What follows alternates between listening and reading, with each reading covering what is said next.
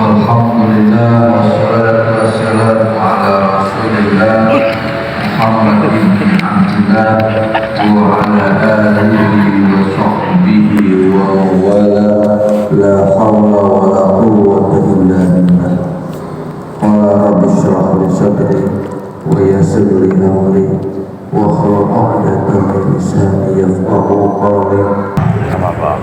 Hadirin jemaah dari hadirin yang dirahmati Allah Subhanahu wa taala. Seperti biasa kita melanjut kajian tasawuf dalam kitab Mukhtasar Ihya Ulumuddin. Jemaah yang dimuliakan Allah Subhanahu wa taala, kita lanjut kajian kita masih berkaitan tentang amaliyah hati kita. Nah, di dalam amalan hati ini ada yang perlu kita cermati.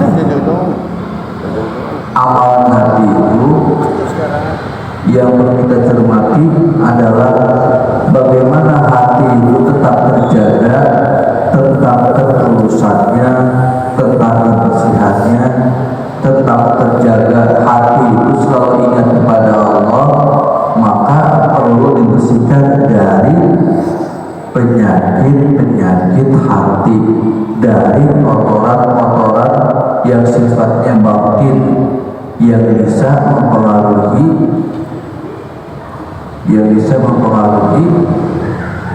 hati itu sendiri. Oleh karenanya Imam Ghazali menjabarkan dengan dua hal, yaitu bersih secara jasmani dan bersih secara rohani. Kalau bersih secara jasmani, secara otomatis pasti dibersihkannya dengan air. Lalu apa kotoran-kotoran yang sifatnya jasmani? Ya, kalau kategori kotoran ya bisa debu, tanah, itu kotoran. Tapi tidak semua kotoran disebut najis. Tapi kalau yang disebut najis pasti kotor. Maka untuk membersihkan kotoran dan najis itu dihilangkannya dengan menggunakan air suci mensucikan. Nah, itu yang sifatnya jasmani. Nah, lalu bagaimana pandangan ulama yang menyatakan bagaimana kalau kemudian kotoran itu yang sifatnya rohani? Nah, apa sifat yang rohani itu? Yang tanpa kita sadari dia dosa. Nah, dosa itulah yang disebut dengan kotoran sifatnya rohani. Nah, cara bersihnya apa ya? Kalau jasmani, cara bersihnya dengan menggunakan yang tadi saya air. Nah, kalau dosa, cara bersihnya dengan cara saya kan istighfar. Ya. Jadi kalau kotoran jasmani dibersihkannya dengan air, kalau kotoran rohani dibersihkannya dengan istighfar. Nah, di sini Imam Ghazali menguraikannya begini: Fatohar maka bersuci, tohar sirri bersuci dari yang sir. Nah, dulu pernah saya sampaikan di dalam hati manusia itu ada sir. Apa sirut? Sirut di mana tempat di mana Allah letakkan cahaya itu di dalam hatinya manusia. Masya Allah.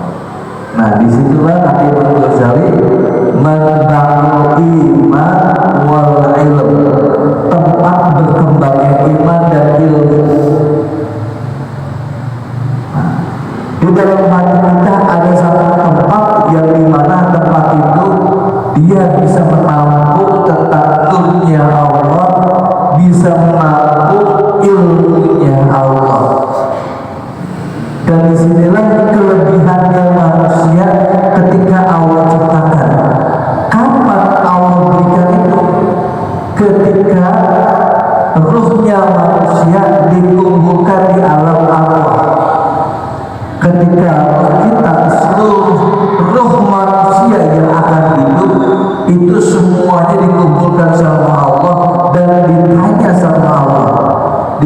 dalam surah Al-A'raf dengan kalimatnya begini, alastu birabbikum, bukankah aku ini Tuhanmu? Semua orang menjawab, qalu bala syahidna, ya betul kau adalah Tuhan kami. Nah, saat itulah Ruh sedang dikasih cahayanya sama Allah. Nah, cahayanya Allah itu di mana letaknya? Di paling dalamnya hatinya manusia. Lalu apa yang terjadi setelah ketika Allah ciptakan rapih Ruh dan kemudian ditanya Ruh itu, dan Ruh menjawab benar keadaan demikian? Lalu apa terjadi di dunia ini? Ada yang beriman, ada yang tidak beriman, ada yang baik, ada yang tidak baik. Nah, ketika Ruh dimasukkan ke dalam jasad manusia, ternyata ada kepentingan jasad maunya yang beda dengan kemauan hati. Kalau jasad maunya yang kesono, hati maunya yang kembali. Jadi tarik menarik antara kepentingan jasmani dan kepentingan rohani. Maka ketika rohani ini kalah dengan kepentingan jasmani, maka apa yang terjadi? Terjadi satu titik noda kesalahan dosa yang kemudian terhukum menjadi dosa. Dan itulah yang kemudian yang tadinya bersih hati itu kemudian menjadi satu titik vital, kemudian menutupi hati itu. Maka kata Imam Ghazali di sini disebutkan, taharatu sirri amma siwallahi, membersihkan sesuatu yang sir, yang paling dalam di dalam hati manusia dari sesuatu selain Allah. Berarti sesuatu yang selain Allah yang ada di dalam hati kita pengen ini, kita pengen itu, berarti itu siwallah, selain tujuannya kepada Allah. Nah, masuk. Jadi sesuatu yang tujuannya bukan karena Allah itu bisa menodai sirnya, hatinya manusia. Kenapa demikian? Ini diulang kembali pernyataan kalimatnya di surah Al-Bayyinah ayat 5, wa ma umiru illa liya'budullaha mukhlisina lahu-d-din hunafa'a wa yuqimus sholata wa yu'tuz zakata wa dzalika dinul qayyimah. Nah, di situ Allah menegaskan dengan kalimatnya wa dzalika dinul qayyimah. Demikianlah agama yang kokoh. Agama yang kokoh itu seperti apa? Yaitu agama yang berlandaskan ketulusan, keikhlasan dia dengan Allah Subhanahu wa Ta'ala, tanpa ada embel-embel yang lainnya. Nah, maka pastikan kalau orang kemudian berdiri tegak dengan amal solehnya, pastikan ketulusan dan keikhlasannya benar. Tapi kalau kemudian amal solehnya porak-poranda, berarti yang di dalam hati ini juga sudah mulai bergoyang. Tapi Rasul kemudian memberikan satu jalan, memberikan satu alternatif yang kemudian hati itu tetap kokoh, hati itu tetap istiqomah dalam keimanan dia kepada Allah. Rasul mengajarkan dengan kalimatnya begini, jadidu imanakum biqauli la ilaha illallah. Perbaharuilah iman saat ketika sudah mulai bergoyang,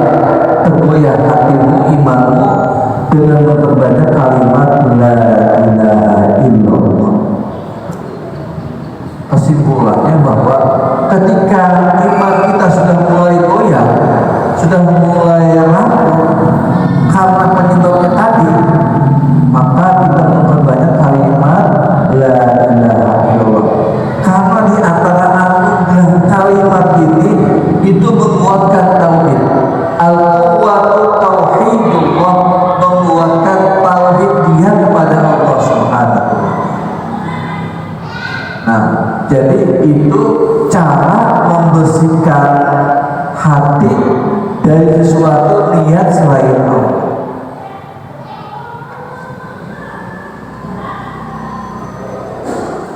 Lalu bagaimana caranya untuk membersihkan itu? Di sini dituliskan kata Imam Ghazali, fabiha, maka dengan sebab itulah tatimu hadhihi sholat, maka sempurnakan sholatnya. Masya Allah. Maka orang-orang yang menyempurnakan sholatnya sebenarnya dia sedang menjaga kesucian hati, niatnya dia kepada Allah Subhanahu wa taala. Kenapa demikian?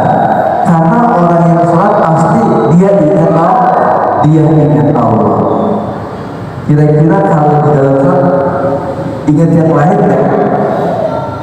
Pasti ada juga yang ingat yang lain, tapi lebih banyak ingat kepada Allah. Kenapa lebih banyak ingat kepada Allah? Pada saat ketika kita takbiratul ihram, Allahu Akbar, yang disebut Allah. Lanjut sebelum kita baca Fatihah, kita baca doa. Inna sholati wa nusuki wa mahyaya wa mamati lillahi rabbil alamin. Allah sudah menjadi satu kesimpulan, hidup dan mati karena Allah. Nah, lanjut surah Al-Fatihah diawali dengan Bismillahirrahmanirrahim. Dan itu konsekuensi orang yang bertauhid mengakui dengan menyebut nama Allah, lagi maha pengasih, lagi maha penyayang. Menyebut nama Allah berikut dengan nama-nama Allah yang lainnya. Artinya Imam Ghazali mengajarkan kepada kita, maka kalau hati kita sudah mulai ingat-ingat yang lainnya, maka kita cenderung untuk ingat kepada Allah dengan mengerjakan sholat, baik itu sholat wajib atau sholat sunnah, terutama sholat-sholat yang memang diwajibkan untuk disempurnakan. Nah, jadi kata Imam Ghazali demikian. Fa'innaka insatatal awrata bithiyab, jika andai kata kau menutupi auratmu itu pasti dengan baju. Fa'alladhi yasturu aurataka fil batin, lalu bagaimana cara menutupi aurat yang hati ini sudah mulai lihat? Hati ini sudah mulai lihat. Kalau hati ini sudah mulai dilihat, artinya harus ditutup auratnya, ditutup ininya, cakapnya. Jangan hati itu kemudian lihat kemana-mana. Kata Imam Ghazali, maka tutuplah batin itu, terus ingat bizikrillah, dengan selalu ingat kepada Allah.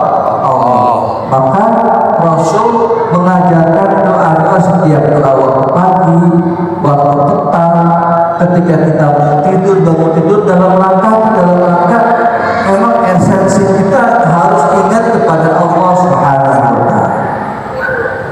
Ya. Jadi cara membersihkan hati kita, jiwa kita itu bizikrillah, dengan kita nyebut nama Allah. Itu salah satu jalan untuk membersihkan dari noda-noda yang nempel tanpa kita sadari, tanpa kita rasakan. Dia nempel menjadi titik noda. Kalau titik noda tiap waktu dia nempel, apa yang terjadi? Ada 3 hal yang terjadi: resah, gelisah, kemudian nggak fokus ibadah kita. Resah, gelisah, nggak fokus ibadah kita.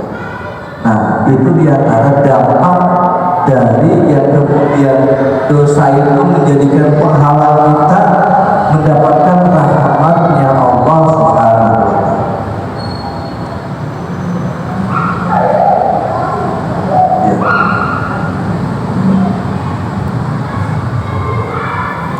Jadi hati kita dijaga dengan selalu ingat kepada Allah. Kenapa demikian? Sebab boleh jadi kalau orang-orang yang kemudian hatinya lalai dari ingat kepada Allah, pasti ingatnya sesuatu yang kira-kira bawaannya yang boleh atau yang tidak boleh. Pasti kalau ingat selain Allah boleh ada dua hal nih, boleh yang makruh, boleh yang tidak makruh, kan begitu. Apalagi sekarang zamannya medsos ya, zamannya menggunakan digital, serba aksesnya luar biasa. Nah, untuk terjaga hati itu selalu terus dia ingat kepada Allah dan memang terjaga dari hal-hal yang tadi, perlu kita terus mendawamkan zikir kita. Lihatlah, setiap apa saja yang kita lakukan pasti ada zikirnya, ada doanya. Dalam rangka apa? Doa dan zikir itu dalam rangka untuk menjadi tameng supaya sesuatu yang buruk itu tidak masuk dan nempel dalam jiwa kita, dalam perbuatan. Ada amalan yang kemudian Rasul ajarkan dan ini menjadi satu tameng penjagaan buat kita. A'udzu bikalimatillahi tammati min syarri ma khalaq. A'udzu bikalimatillahi tammati min syarri ma khalaq. A'udzu bikalimatillahi tammati min syarri ma khalaq. Kalau kalimat ini dibaca 3 kali di waktu pagi dan 3 kali di waktu petang, insya Allah terhindar dari kejahatan makhluk. Terhindar dari kejahatan makhluk. Makhluk itu kan bisa manusia, bisa binatang. Insya Allah jaga kita dari buruknya perbuatan makhluk terhadap diri kita. Itu kalimat a'udzu bikalimatillahi tammati min syarri ma khalaq, dibaca 3 kali di waktu pagi dan di waktu petang.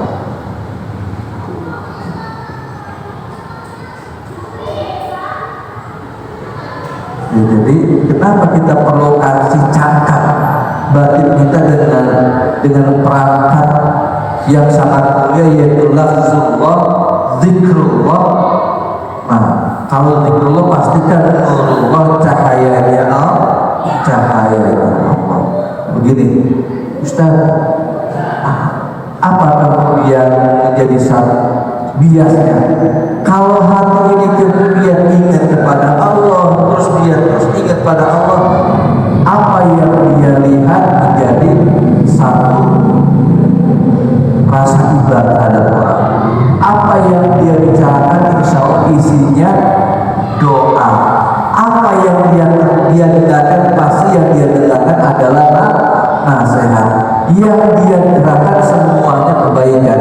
Kenapa menjadi baik semuanya? Karena hatinya dia ingat kepada ada cahaya Allah. Coba bayangkan kalau hati itu tidak ada cahaya Allah, mata melihat mata kebencian, bicara pasti bicara aib, yang dia dengar sesuatu yang iba, yang dia lakukan sesuatu yang maka beruntunglah kalau orang-orang yang hatinya terus terisi dengan zikrullah, pasti yang dilakukan adalah yang baik-baik. Ini disebutkan dalam penjelasannya di dalam tafsir. Di ayat itu ditafsirkan begitu di surah Al-A'raf ayat 19. Ini seringkali dibaca dan dijadikan wirid dan doa. Rabbi auzi'ni an ashkura ni'mataka allati an'amta 'alayya wa 'ala walidayya wa an a'mala shalihan tarda. Yang kita garis bawahi kalimat itu adalah wa an a'mala shalihan tarda, dan aku bisa melakukan amal soleh atas ridhomu. Masya Allah. Berarti semua amal soleh itu pasti amalan yang diridhoi Allah. Ya. Jadi amalan yang kemudian kita amalkan dengan amal soleh, insya Allah dalam ridhonya Allah. Kalau dalam ridhonya Allah pasti dalamnya banyak kebaikan dan kemuliaan. Semua amal soleh pasti dalam ridhonya Allah.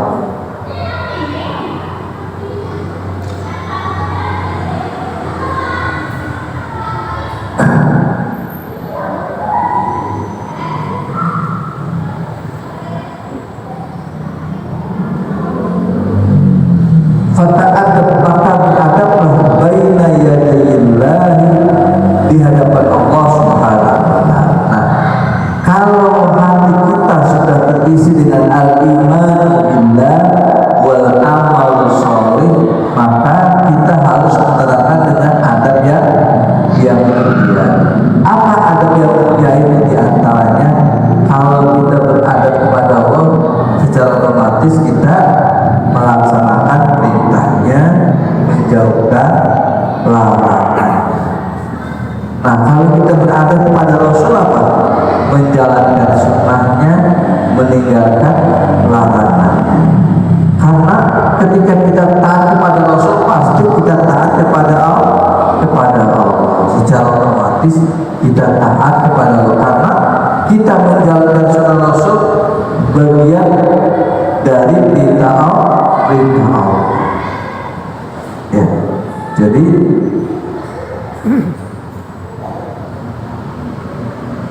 kata Ibnu Ghazali itu sudah fatawadda bizahirika wa batinika, maka dudukanlah dua hal itu, zahir dan batin, secara bersamaan, secara bersama sehingga jadi satu balance, keseimbangan. Jadi antara kepentingan jasmani, kepentingan rohani itu seimbang. Maka Ibnu Ghazali, dudukanlah antara yang zahir dan batin bersamaan, tidak saling memberatkan. Nah, tadi tuh kalau tadi disebutkan kepentingan rohani maunya taat kan gitu, kepentingan jasmani maunya di luar itu. Tapi dudukanlah supaya kepentingan jasmani yang kemudian memang kebutuhan manusia itu bisa selamat, bisa terarahkan dengan kebaikan. Contohnya apa? Gini, manusia sukanya makan, manusia sukanya minum, manusia sukanya hiburan. Makan, minum supaya menjadi balance dengan kepentingan roh batin, diiringi dengan ingat kepada Allah. Berarti dia pilih makan yang halal, minuman yang halal, kemudian hiburan yang halal. Itu dia menyeimbangkan keseimbangan yang paling sempurna yang diamalkan, yang dilakukan supaya jasmani ini selamat dan rohani tetap langsung next kepada Allah Subhanahu wa Ta'ala. Masya Allah, luar biasa. Apa itu amalannya? Di sini disebutkan, maksudnya diuraikan rahasianya kata Ibnu Ghazali.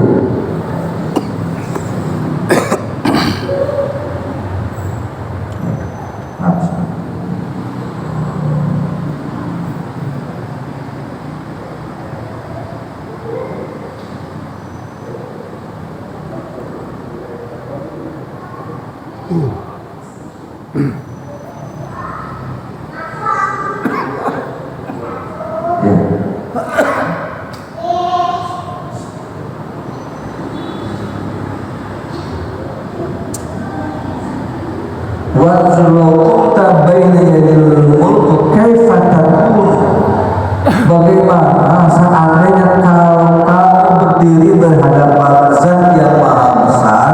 Berarti kalau kita berdiri berhadapan Allah dalam keadaan kita menghadap pada Allah dalam keadaan kita sholat, dan ternyata dalam keadaan kita sholat kita menundukkan kepentingan jasmani, kepentingan rohani sama. Jasmani kita amalkan dengan perbuatan yang baik. Rohani kita selamatkan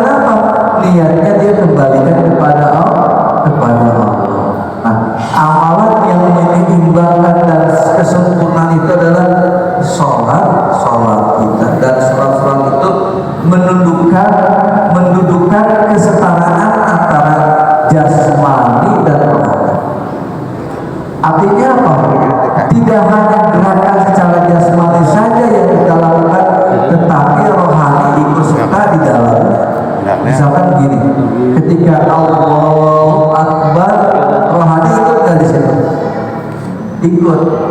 Aku niat sholat maghrib 3 rakaat menghadap kiblat karena Allah Ta'ala. Tuh, ikut tuh. Jadi ikut tuh. Jadi mendatangkan kekhusyuan hati di situ, menghadirkan Allah di dalam sholat kita, sehingga yang tadinya ingat kerjaan, yang tadinya ingat keseharian kita, hilang semuanya. Kita fokus ingat kepada Allah. Dari mulai takbir sampai kita assalamualaikum, itu semuanya unsurnya Allah semuanya. Makanya orang yang sholat itu pasti selamat ya, selamat dari perbuatan keji dan munkar. Bagaimana tidak selamat? Matanya yang dia lihat tempat sujud, lisannya yang dia baca kalimat zikrullah, organ tubuhnya yang dia lakukan semuanya dalam keadaan perintah. Dia rukuk, dia sujud, masya Allah, selamat semuanya. Apalagi dalam ayat disebutkan ketika seseorang itu sholat kemudian dia rukuk, dia sujud, maka dosa-dosanya rontok. Rukuk, sujud itu merontokkan dosa-dosa kita. Allahu Akbar. Kalau gitu rukuknya lama aja Ustaz. Ya nggak bisa begitu juga. Pokoknya yang namanya rontok kita nggak tahu seberapa. Yang penting dalam keterangan ketika kita rukuk, ketika kita sujud, semua dosa kita rontok, dirontokin sama Allah. Itulah kemuliaan kita sholat.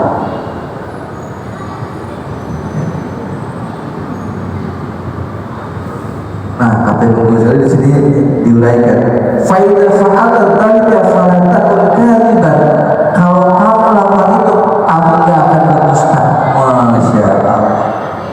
Jadi kalau kita lakukan dengan sebaik-baiknya, organ kita tidak akan berdusta. Pasti benar, matanya melihat sesuatu yang benar, perintah Allah. Organ tubuhnya melakukan benar, menjalankan sesuai perintah Allah dan sunnah Rasul.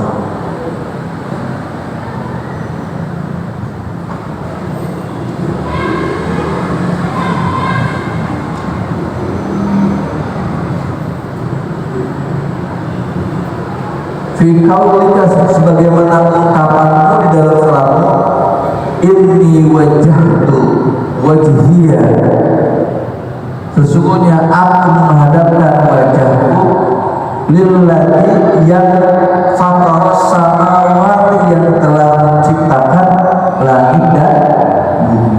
Aku menghadapkan badanku, wajahku, hatiku kepada Allah yang telah menciptakan 7 lapis langit dan 7 lapis bumi. Dan disitulah kesaksian seseorang di dalam sholat dan dia menundukkan, merendahkan dirinya di hadapan Allah Subhanahu wa Ta'ala.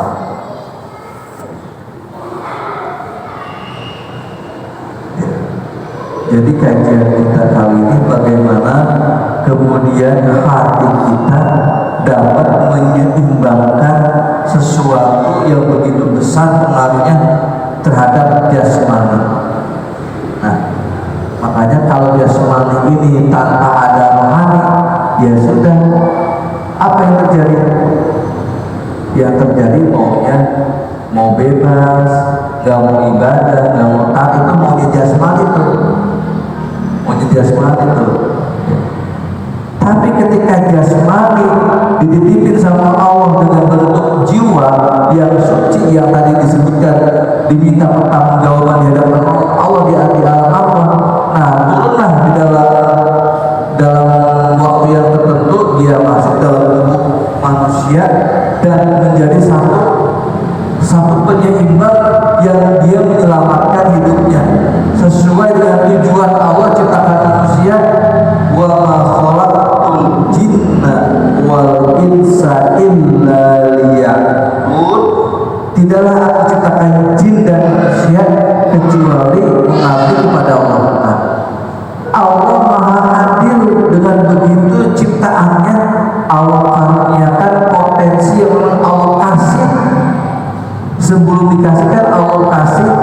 Tiap hari itu diminta pertanggungjawaban di hadapan Allah untuk bersaksi bahwa aku ini adalah Tuhan. Nah, semua turun. Nah, supaya selamat jasad ini, kalau itu dicas dulu bahasanya, dicas dulu dengan cahaya Allah, dicas dulu dengan binurillah, dengan nurnya Allah Subhanahu wa Ta'ala. Nah, ketika nurnya ini sempurna dan dia berdiri di hadapan Allah, maka Allah kirim masuk ke dalam jasad manusia. Supaya apa? Mata yang dia lihat, mata untuk kebaikan. Organ tubuh yang dilakukan, organ tubuh yang dia lakukan sesuai dengan perintah Allah dan sunnah Rasul. Selamatlah organ tubuh manusia karena memang Allah kasih bekal begitu. Maha adilnya Allah, Allah kasih bekal potensi kebaikan di dalam hati manusia. Ya. Nah, kita kembali kepada inti dari bahwa hati. Kalau katakanlah ada orang yang tidak beriman, dia tidak Islam, katakanlah dia tidak agama Islam, pasti ada kan niat baik dia. Orang yang tidak beriman pasti ada niat baik kan? Ada. Kenapa niat baik itu ada pada orang yang tidak beriman? Karena Allah kasih potensi di dalam ruhnya yang ada di ruh itu sendiri. Tapi alangkah sempurnanya ketika dia mau menyaksikan dengan kalimat asyhadu an la ilaha illallah, dan kalimat syahadat ini menyempurnakan potensi awal dia ketemu dengan Allah dan kesempurnaan amaliyah di dalam kehidupannya. Nah, ketika amaliyah dalam kehidupannya supaya ternilai pahala, maka harus ada labelnya dulu. Apa labelnya? Al-iman biqauli la ilaha illallah.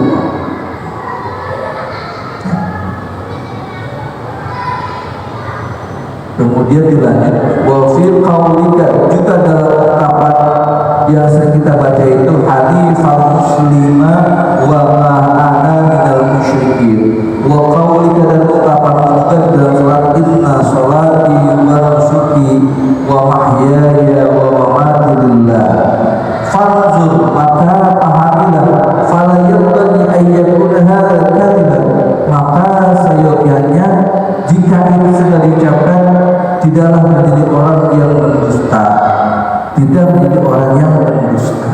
Kenapa? Karena dia sudah menyatakan inna sholati wa nusuki wa mahyaya wa mamati lillahi rabbil alamin. Artinya itu benar perjanjian yang suci, yang sakral, yang Allah inginkan begitu.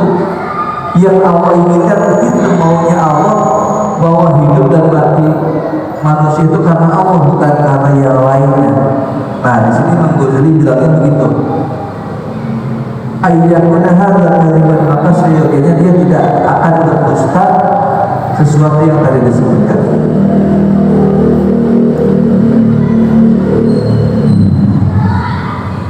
Wa yanbaghi an tadhkura kibriya Allah wa azimatahu 'inda ruku'ika wa sujudika. Nah, kata Imam Ghazali teruskan untuk kalimatnya, sebaiknya ketika engkau berzikir itu memposisikan tentang kebesaran Allah Subhanahu wa Ta'ala dan keagungan Allah.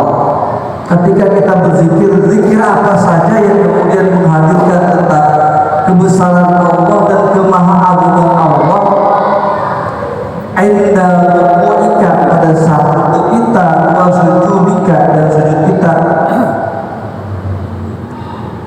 Jadi sholat yang mendatangkan efek yang begitu besar dalam kehidupan kita sehari-hari, karena kita memposisikan pada saat kita ruku, pada saat ketika sujud, tentang kebesaran dan kemahagungan Allah Subhanahu wa Ta'ala.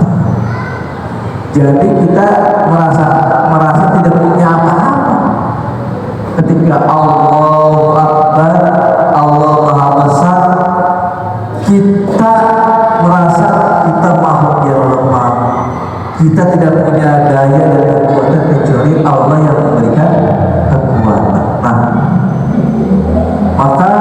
dengan kalimat ini menunjukkan bahwa orang-orang yang sempurna sholatnya pasti akan menunjukkan rasa tawadhu'nya di dalam kehidupannya sehari-hari.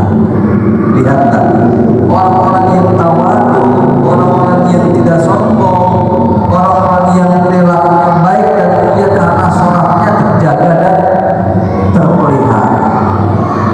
Kenapa bisa terjaga dan terpelihara? Karena memang jelas Rasul Allah sebutkan dalam ayatnya, inna sholata tanha 'anil fahsya'i wal munkar.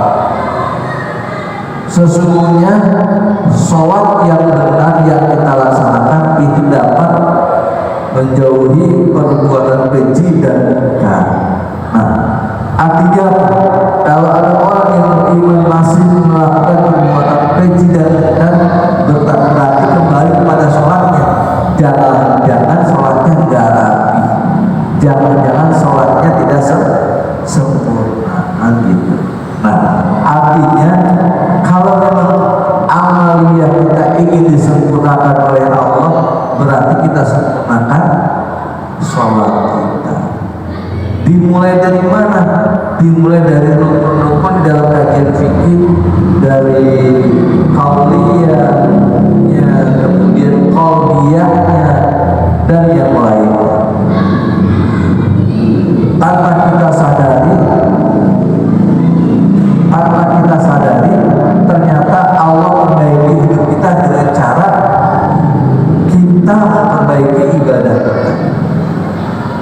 Nah, bagaimana cara memperbaiki ibadah kita?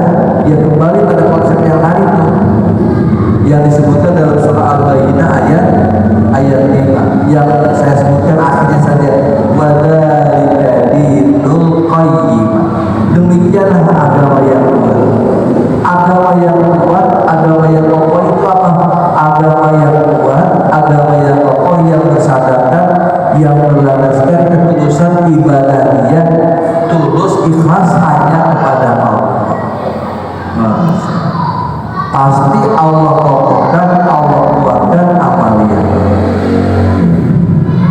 Kalau kemudian hari ini kita masih bertahan dengan sholat berjamaah kita, pasti,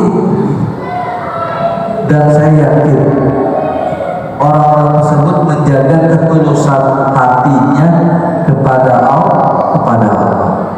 Nah, coba kalau kita niatnya bukan karena Allah, karena si A, ternyata ketika kita lihat si A nggak ada, nggak jadi. Nah, udah mulai itu karena dia berpatokan kepada makhluk. Tapi kalau dia berpatokan kepada Allah, akan terus eksis tuh ibadahnya sempurna, ibadahnya terjaga karena niatnya nawaitunya karena Allah. Dan ini bagian dari menyempurnakan ibadah qalbiyah kita.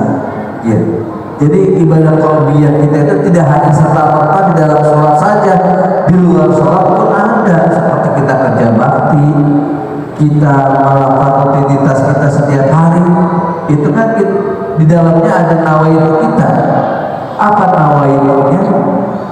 Apakah nawaitunya cuma kan begitu? Ya yang didapat ya cuma. Tapi kalau nawaitunya ingin berkah, ingin rahmat, ya pasti ada efeknya. Karena dalam hadis Nabi disebutkan, niyatul mu'mini khairun min amalihi. Niatnya orang yang beriman itu lebih baik daripada amalnya. Masya Allah. Belum dia beramal tapi niat baik sudah dinilai baik di hadapan Allah. Masya Allah. Itu bagi orang yang beriman. Kenapa orang yang beriman niatnya saja ternilai? Karena ada al-iman billah, iman kepada Allah. Kayaknya pas. Cukup barangkali ya. Insya Allah di lain kesempatan kita lanjutkan lagi. Kayaknya asik benar nih kita ngaji ya. Asiknya karena memang ini lebih kepada pemahaman kekuatan niat kita